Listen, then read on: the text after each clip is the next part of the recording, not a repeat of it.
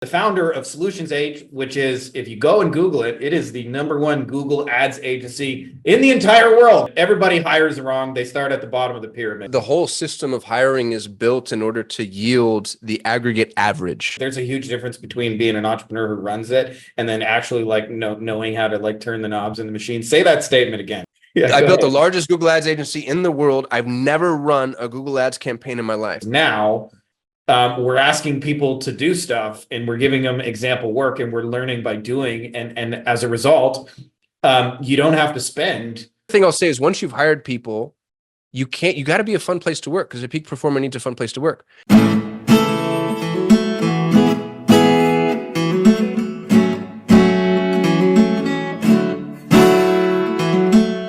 What is up, my beautiful agency motherfuckers? We're going to be talking about some really, really cool shit today. For those of you guys who don't know, Kasim Aslam is here and he is the founder of Solutions Age, which is, if you go and Google it, it is the #1 Google Ads agency in the entire world. This man right here, he's written a couple of books on Google Ads. And as you can see, he's a deep philosophical thinker. He just looks like that kind of dude looking at him. And today we're going to be talking about something that Kasim is adamant is really the backbone of his success, which is knowing how to hire Latin American talent. And I'm a Philippines guy, so I'm super interested because I always wanted to crack the Latin American talent. But let's get the pleasantries out of the way, my man. First of all, thanks for coming on here and doing this. And you said something off air that you said everybody hires wrong. They start at the bottom of the pyramid. I think that's juicy. Let's get right into that.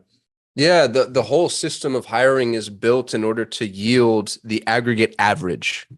And what's interesting about that is that's what entrepreneurs want. So there's going to be an accusation here, Frankie, and I hope everybody will forgive me and just hear my heart, because the truth is I love you dearly and deeply as an entrepreneur. I want you to be wildly successful. And I think you're doing things wrong and you need to reframe. So there's some tough love coming. Most entrepreneurs, especially younger entrepreneurs, but not just young ones, don't want to hire for competence. They're afraid of competence for a whole bunch of reasons. They don't want to be not the smartest person in the room. They don't want to be not the smartest person in their organization. They don't want people to outpace them, outrun them, outthink them. And they're afraid, and a lot of this is subconscious. And so I'm going to ask you to peer deep, dig deep. They're afraid of key man insurance problems. If I hire a truly stellar person, what's going to stop them from stealing my clients, stealing my employees, walking away? How do I retain them, et cetera, et cetera? So all of those sometimes subconscious fears keep you hiring the aggregate average. And then you take that frame, that paradigm, and add to it that the process that is hiring, the way that we're taught as business owners to hire, yields average talent. And we're constantly left with either average or below average people. And so the first thing we need to do is the inner work, the deep work. And I can talk logistically about why most of those fears are unfounded. But you want to be the dumbest person that works for you along whatever level of analysis you're hiring for. So if I'm hiring a graphic designer, I need somebody who's an exponentially better designer than me. Same thing for sales, customer service, operations, automations, media buying, whatever. I built the largest Google Ads agency in the world. I've never run a Google Ads campaign in my life. Can you just say that again? Because I don't think enough people would understand that there's a huge difference between being an entrepreneur who runs it and then actually knowing how to turn the knobs in the machine. Say that statement again, because I built the largest Google Ads agency in the world. I've never run a Google Ads campaign in my life. I had 200 clients, $100 million in ad spend under management, 100 employees. And I can tell you, I'm better off not knowing how to do Google Ads. It's better for me to know who to go to. And the benefit that we have as entrepreneurs is we're entrepreneurial. So the system of entrepreneurship is structured in a way that allows you to build the assembly line and the mechanism that provides the output. And the more structured that assembly line is, the more myopic in scope the roles get. And the more isolated and myopic in scope those roles get, A, the better the talent, and B, the less likely it is that you get replaced and usurped. And I realize that I used a bunch of gobbledygook language, so I'll try to say that more simply. When you create the machine that develops the output that you've promised for money. So in exchange for money, I'm going to give you a Google Ads campaign. The better you get at building that machine, the more specific the roles you're hiring for. And as you hire for those specific roles, the less likely it is, A, the better your talent gets, and B, the less likely that they'll be to walk away, steal your clients, steal your employees, et cetera.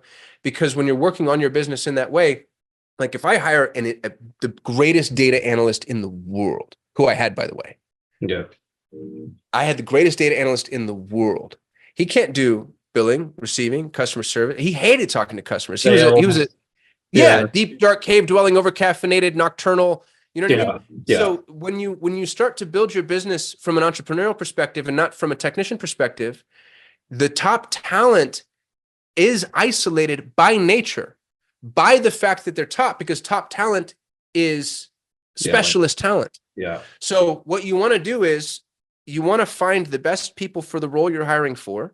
And your job as an entrepreneur is not to do interviews. This is the fun part. And this is what I said when the whole system of hiring is built to yield mediocre talent. What we do right now is insane. The way that people hire now is insane. First of all, you're trying to get the best person you can for the least amount of money. Flip that. You want what I call Pareto talent. The Pareto distribution says that 20% or 80% of your output comes from 20% of your input. So 80% of the work done in your organization comes from 20% of your employees. And it's true for every level of analysis, which is terrifying. So if you have 1,000 employees, 20% of them are doing 80% of your work.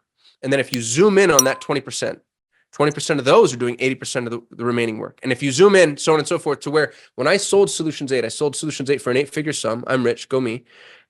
One employee was managing, high fives, one employee was managing 50% of our revenue. And entrepreneurs look at that and they're like, oh, I don't want that. That's key man problems.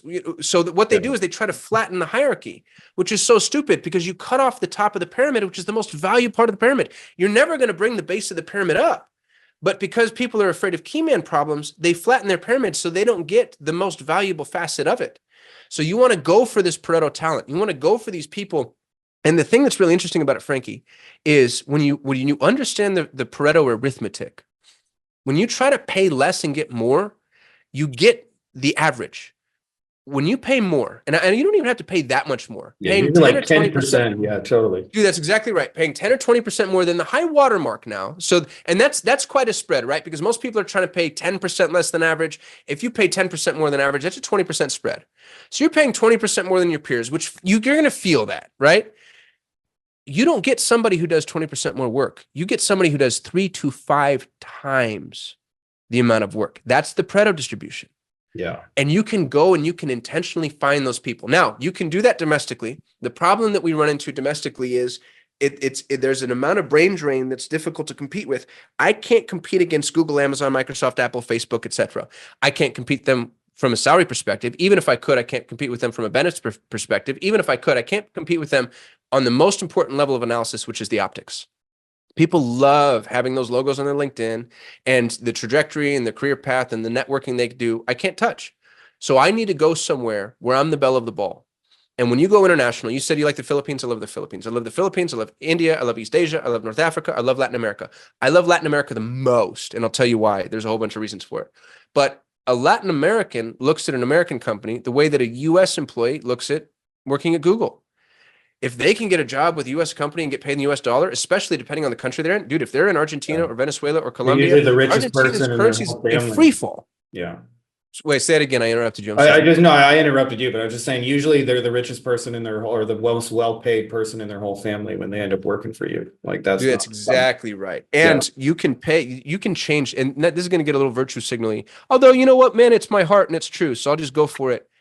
The impact you can have on people's lives as an employer when you go internationally is incalculable. Yeah. It's the average Argentinian right now is making $300 USD.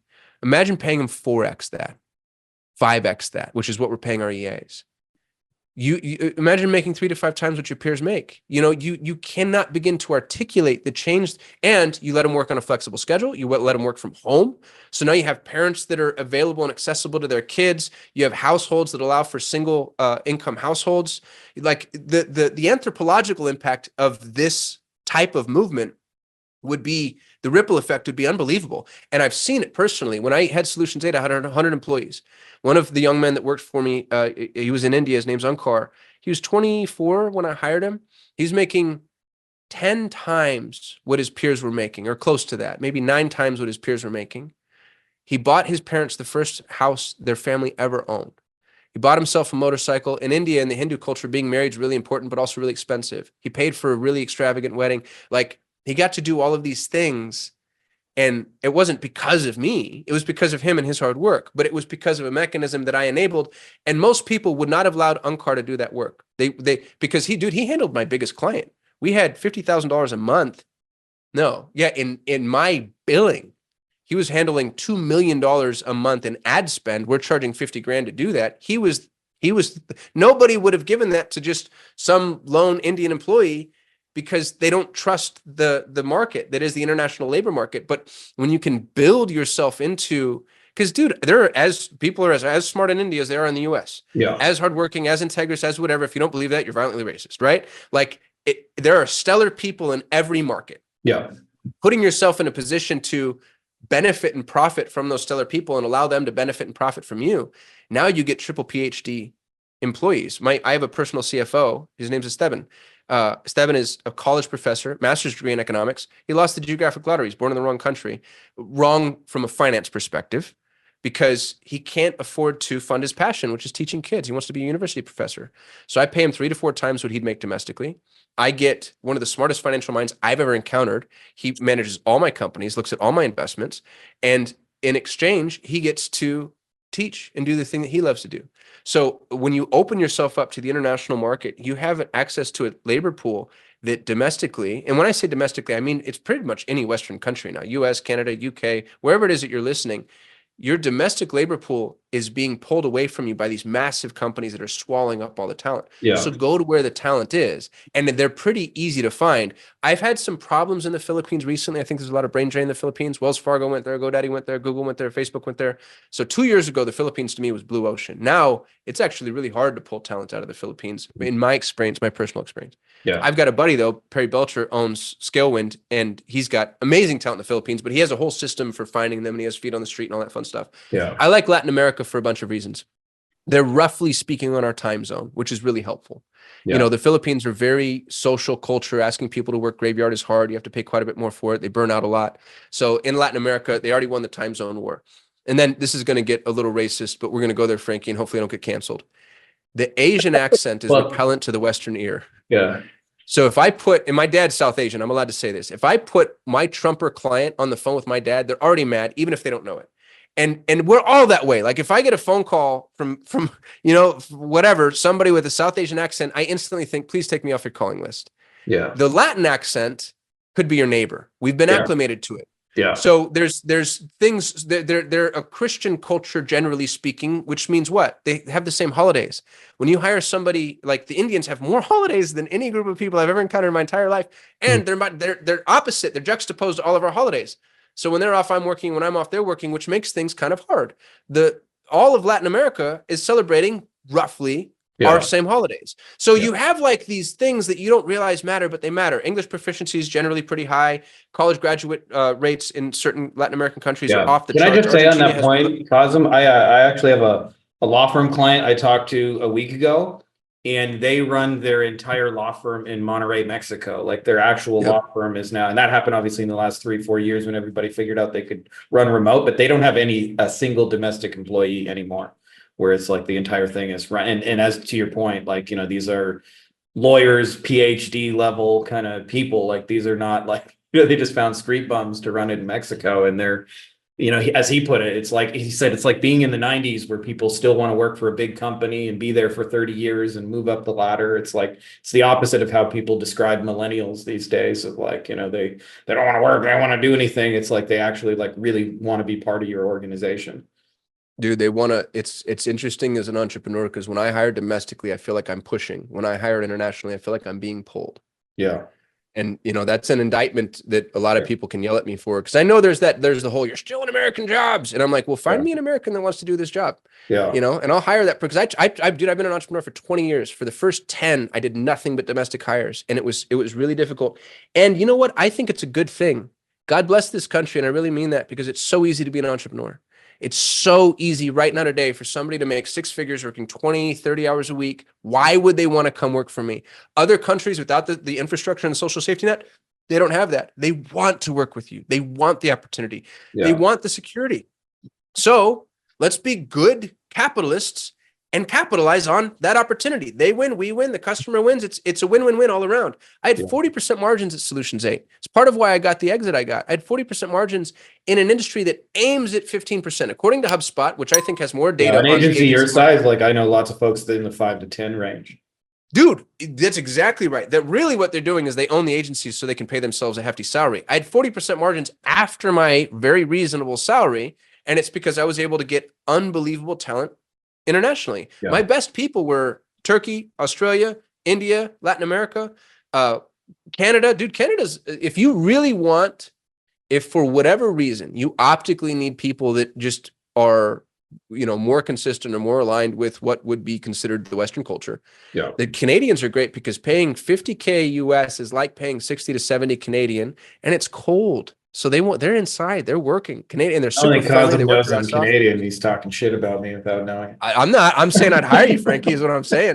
The Canadians don't worry about healthcare. So benefits aren't that. I had 30 employees or 25 employees in Canada when I sold Solutions 8. The gal that runs Solutions 8 now, Leandra, she's one of the best hires I've ever made. She's our COO. She's in Canada. She's in Edmonton. Do you know where Edmonton is? Yeah.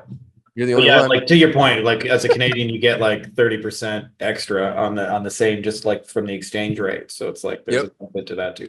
Can I just say, I wanted to add just a little story because you said something a couple of minutes ago about the impact you have, and I'll tell you the first time I realized the impact you have is I was doing, all my own accounting and bookkeeping. Don't recommend it, but I was.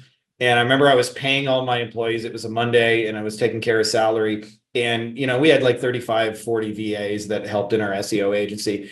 And I accidentally double paid an employee named Daphne. It was the first time I did that. And back in those days, I sent it, using PayPal, and I would use to send it to friends and family so they paid lower fees. But once it's gone, it's gone. PayPal has a button that says it's gone, it's gone. And so, I decided to turn lemons into lemonade. And I said, hey, Daphne, I know you got 2 kids and you've been working real hard. And I just wanted to say thank you for everything. So you got an extra week's salary. And didn't think anything of it after that point, whatever, overpaid $100 or whatever it was. A week later, I get a message and there's a video and it's like 150 Filipinos and they're all sitting around a barbecue. And I was like, what is this? And she said, I was so happy about this bonus that I wanted to share it with my whole family and tell them about everything. So I threw a barbecue for like half the neighborhood.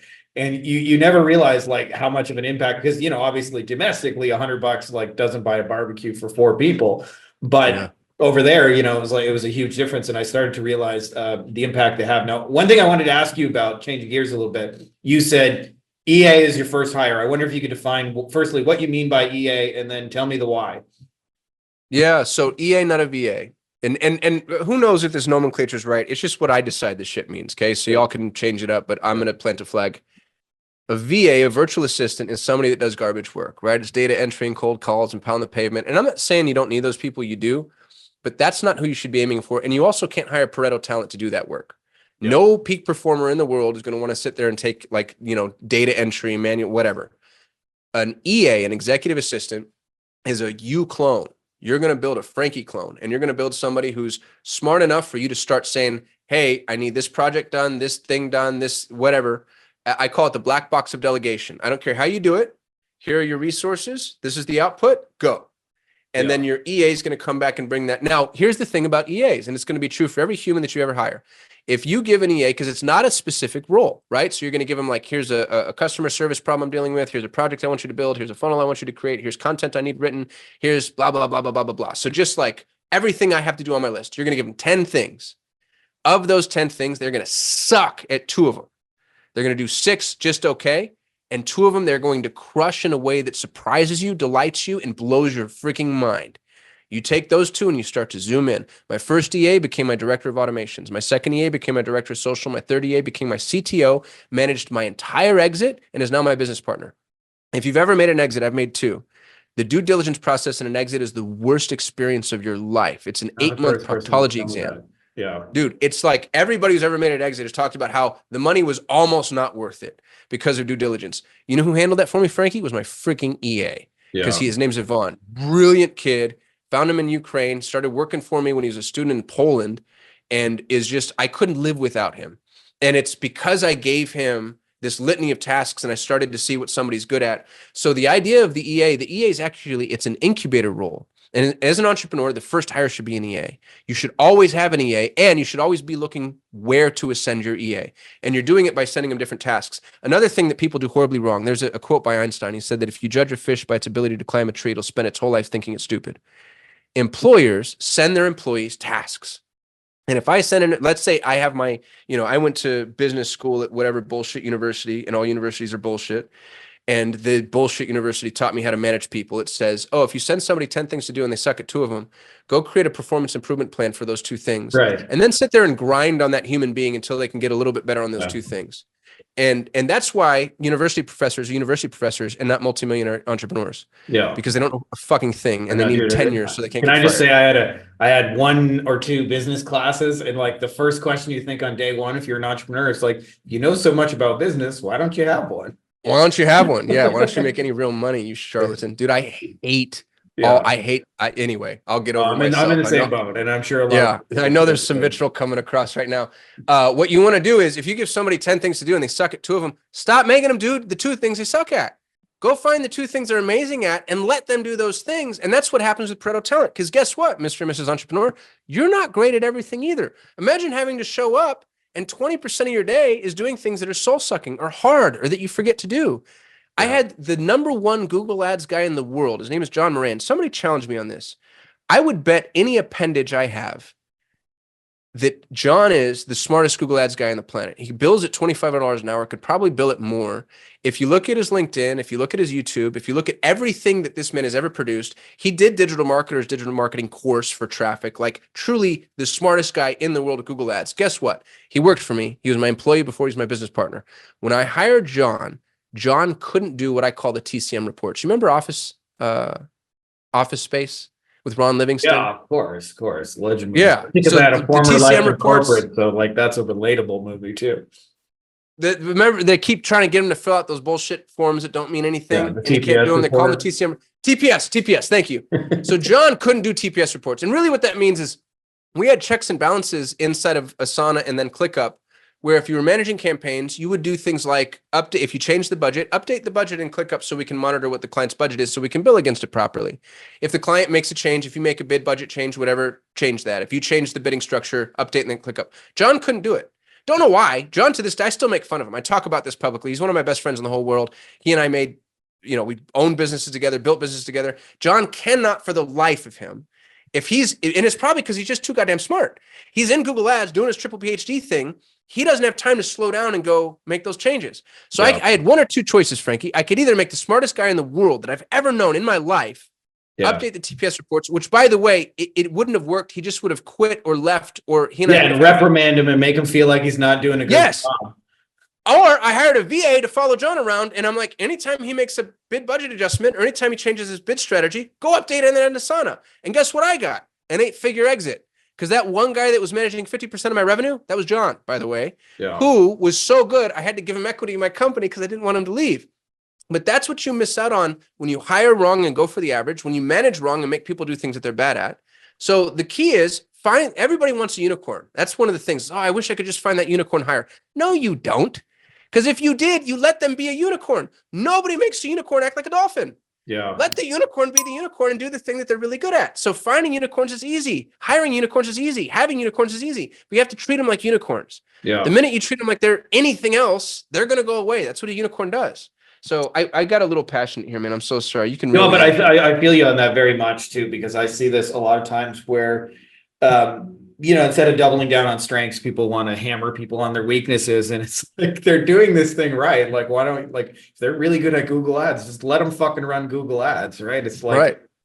So I wonder if we could switch gears here a little bit, because I want to make this like super useful for people and talk a little bit about the tactical. I know we've kind of talked like high level first hire, but you're talking about getting people in Latin America. Like, let's talk, where do we get them from? And let's talk like kind of basic hiring process of how you actually screen and filter. And you mentioned some prerequisites, which I think are important, which is like, to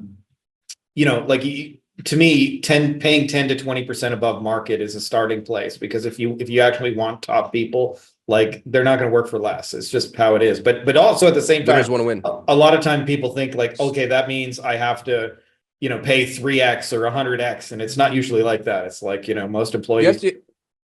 Yeah, you have to be really careful. This will get a little racist too, Frankie. So again, hopefully I don't get canceled. Yeah. My former, I had a EA, Sergio. He started his own business. He's actually my competitor now. God bless that kid. So that does happen. I send him referrals, and he still helps me with stuff.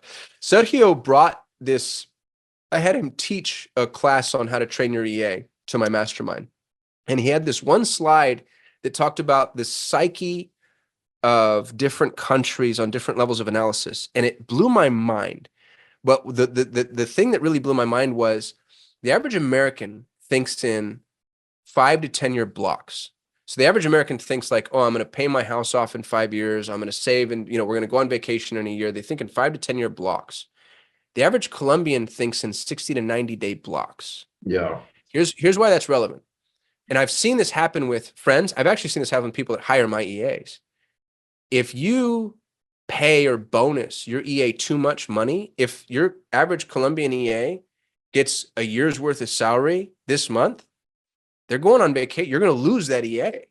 So you need to be really careful not to over-index. You want to treat people really well. You want to pay them really well. But if you put yourself in the same thing happens in the Philippines. The same thing will happen in certain countries where they don't think in long-term, and God bless them, maybe they can't. Because if you're in a country that's experienced a military coup or is in complete financial freefall like Argentina, or is actually in complete disarray like Venezuela, maybe you don't want to think in 5 to 10 years terms. Maybe you're not allowed to. Maybe the society that you live in isn't structured. You don't know what's going to happen in 5 years. So if you do end up with enough money to take your family on vacation, it's like, yeah, take 3 months off. So this isn't an indictment. I'm not saying anything about their lack of foresight. What I'm saying is they live in an environment we could never fathom. Yeah. And so you actually need to be careful about paying yourself out of a resource. So I like, especially in the countries, tactically speaking, you asked me to get tactical. I like Argentina. Argentina has amazing English proficiency, one of the highest college graduate rates in the world. They produce more economists than any other country in the world. And the Argentinian currency is effectively worthless. They have to wake up every morning and Google currency exchange rates to know how to grocery shop.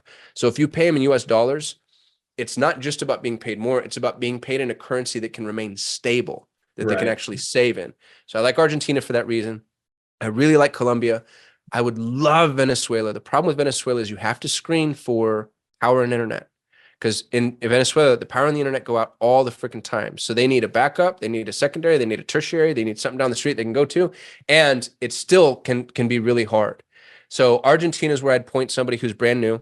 Here's tactically how to find your EA. In Argentina, the average Argentinian is making $300 USD a month. Now, an industrious, smart, white-collar Argentinian that knows how to use the internet's probably going to make $600 to $800 a month. So I would pay 800 to 1,000 is where I'd start, and that's for starter. And then pop it up like, if you need somebody who's a tenured professional, maybe $1,200 to $1,500. Here's what's going to happen though, and this is what you want to happen. If you're going to pay $1,200 for somebody to be your EA, you're going to get an onslaught of applications. You're going to get hundreds, if not thousands, of applications. Our last cohort for Pareto Talent, we had 2,500 applications and it produced 23 EAs. Mm-hmm. So you're looking for the top 1% truly. Now, what you need to do is you need to have a filtering mechanism because you can't go through all those applications. And this is what I was talking about where hiring models are built for the aggregate average. I build in what I call fly traps. So my job description reads, in order to apply, make sure your subject line reads, I actually read the instructions, in quotes. Yeah. I actually read the instructions.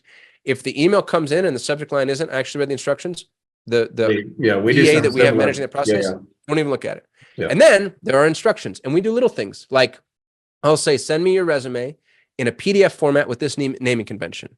I don't want a link. I don't want a Word doc. I want a PDF with this naming convention. Why? I just want to see if you can follow instructions. I don't like PDF more than Word. I don't give a shit. I want to know that you're going to, because when people are applying for jobs, they're applying for 100 of them at a time, and they're just hitting forward and send, forward and send, forward I call and send. it resume. I want to know. Yeah, I want to know that you slowed down, you paid attention, that you can follow a little, because if you're going to work remotely, you have to be able to follow instructions. I ask them for personality things. If you're an animal, what kind of animal would you be and why? I want to know that you can be thoughtful and playful and a personality fit. I ask, there's a quote by Khalil Gibran that I love. It's work is love made visible. And I ask them what that quote means because I want to know how they feel about work. And I'm not looking for a specific answer. I'm looking for an ability to connect with somebody on the level that is, I pay you money and you do a job. What does that mean to you? And then here's where things get really crazy. Okay. And this is truly secret sauce, Frankie. And I'm just giving it away because A, I love people, and B, I want them to be successful here. When I get the applicants back, the people that have actually followed the instructions, I don't interview them. Your job is not to do interviews. Yeah. Instead, I follow up. We don't do that either, by the way.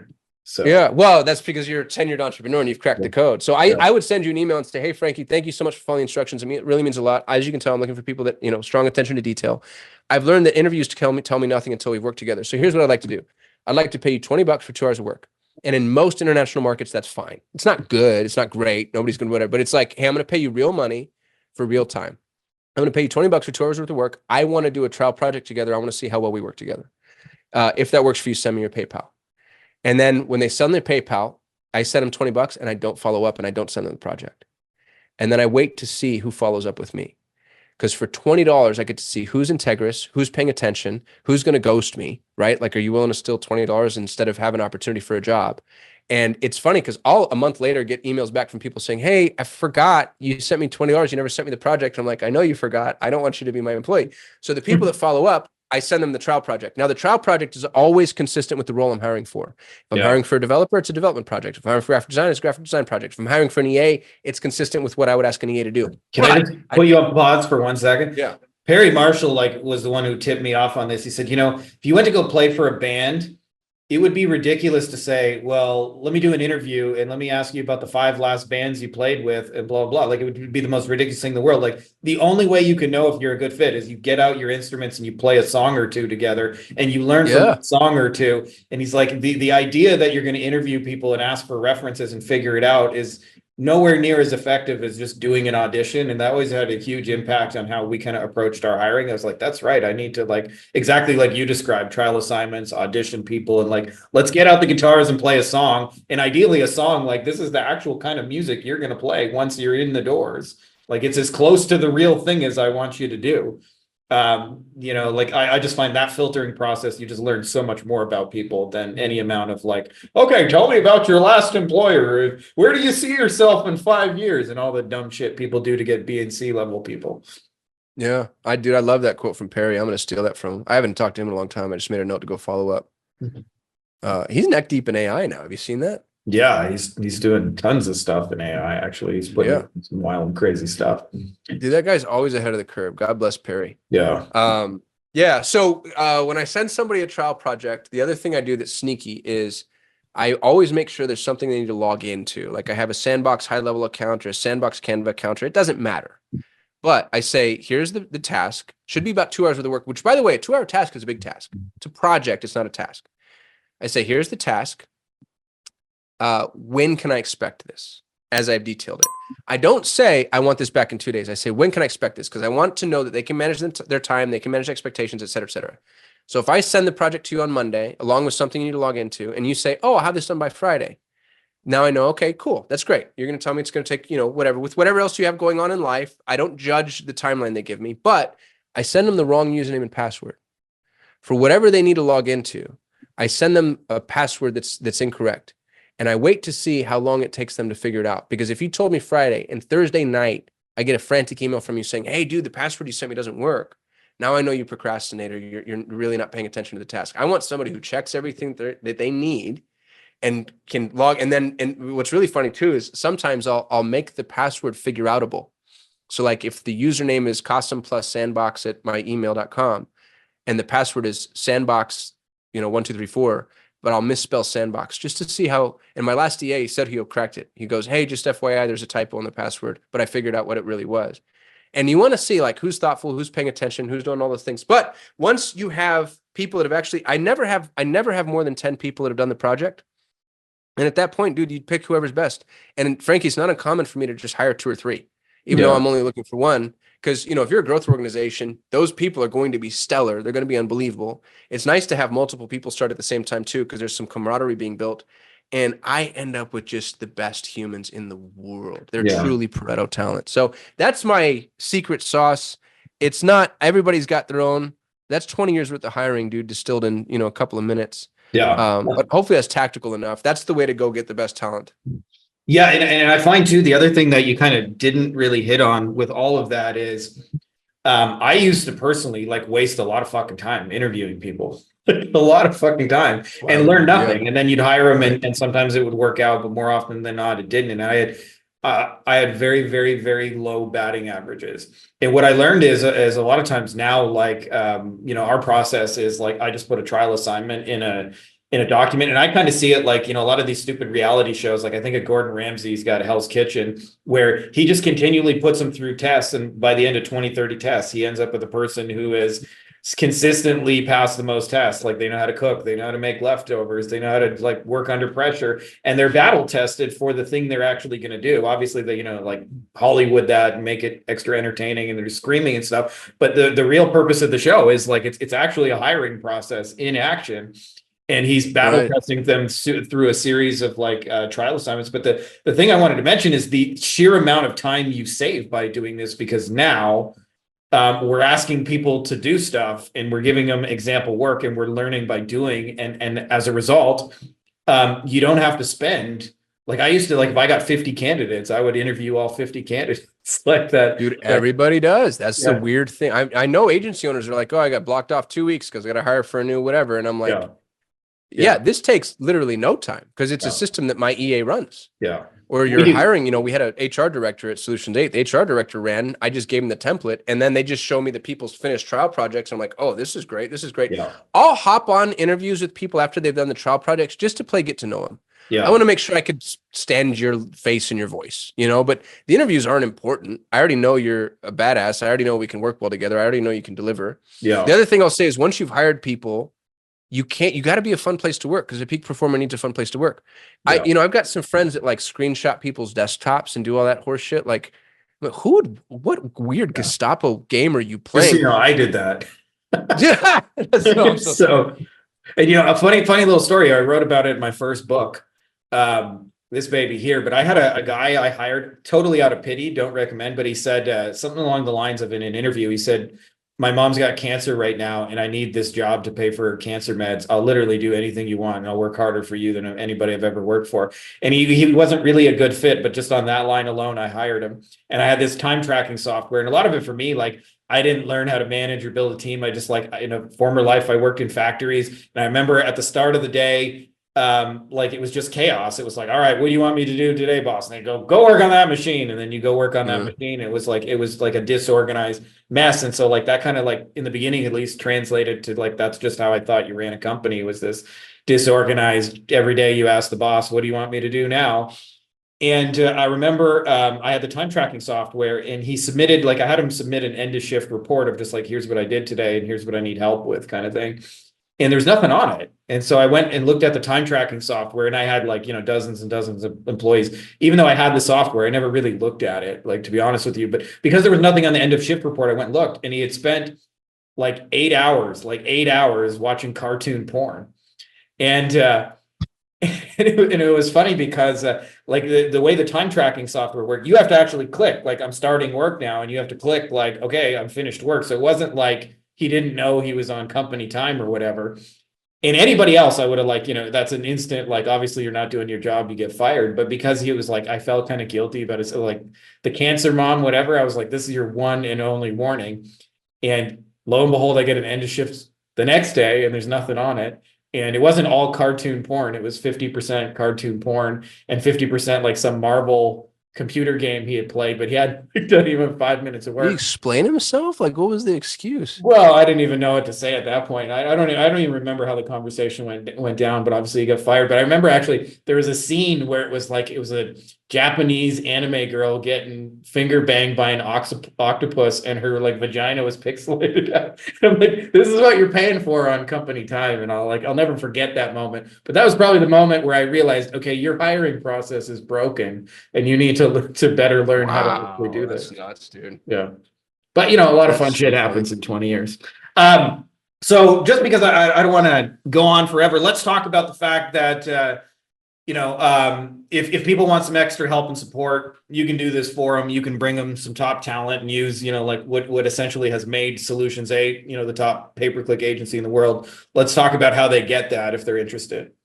That's what I'm peddling. So you can do all this yourself. And the way that I just explained hiring, by the way, is exactly how we do this. So you don't have to give me money. I'm not holding anything back from an information perspective. But if you're like, you know what, that sounds hard, and you just want me to do it for you, we find, train, and place EAs. So the last cohort I mentioned, it was like 2,500 applicants, and we ended up with 23 EAs to place. I have 16 left. And we match EAs to entrepreneurs based off of personality profiles, which we use predictive index, and then proficiency. So if you come in and you're like, oh, I really need somebody who knows high level, I really need somebody with a finance background, we do our best to match the best EA with the person. I only have 16 people though, so it's not always going to be a perfect match. I also won't take anybody who's looking for grunt work. So if you come in and you're like, oh, I need somebody who's going to pound the phones or do direct outreach on LinkedIn all day or do data entry, like I don't staff for any of that, because I've made promises to the EAs too that it's going to be, some level of meaningful work. That doesn't mean they won't take out the garbage, but you have to give them projects that, aren't soul sucking, let's say. And if you're hiring talent, the whole point is to give them meaningful work so that you don't have to do it. That's right. And man, I mean, the stuff you can delegate to some of these folks will blow your mind. All those projects that are sitting on your desk or your Notion or your, whatever task management you use, your Evernote that you haven't gotten to, go throw that to your EA. If you have a really good EA, it's unbelievable what they're capable of. My favorite story, my former EA, who again is now my business partner, I joined Dustin Donald's investment mastermind after I made my exit. The worst thing you can do to poor people is give them money because they think they become investors. And so I'm in Justin Donald's investment mastermind. And I just sent, it was a 2-minute long voice message to Yvonne. I said, hey, everybody here is trying to buy self-storage facilities. So do me a favor, build me up a website and lead gen platform for self-storage. I need everything, the CRM, the marketing campaign, the follow-up, the funnel, whatever. 2.5 minutes, this voice message was. He does it in a weekend. He builds me the website, builds me the CRM, builds me the follow-up, builds me the ad campaigns in Google and Facebook. Me and my business partner just bought a self-storage facility for $490,000 that retails for $750. So a 2.5 minute voice message and 1 weekend of this guy's time made me $250,000. I split with another guy, obviously. The leverage behind having somebody intelligent who can do it, because I never would have done that for myself, Frankie. I would have gone to the mastermind, had this great idea, not executed, but to be able to say, hey, go do this. Now, there are 9 projects. Can I just add one thing on there, which is when you do have top talent, what you described is true, is that you find yourself, rather than typing out detailed instructions, I just leave a lot of what I call drive-by. Oh, dude, yeah. It's just like, blah, blah, blah, blah, and then, they go take care of the details for you. Yeah, that's exactly right. Yeah. So if you want an EA, come hire one of mine, ParetoTalent.com. No matter what you're doing, though, every entrepreneur should have an EA.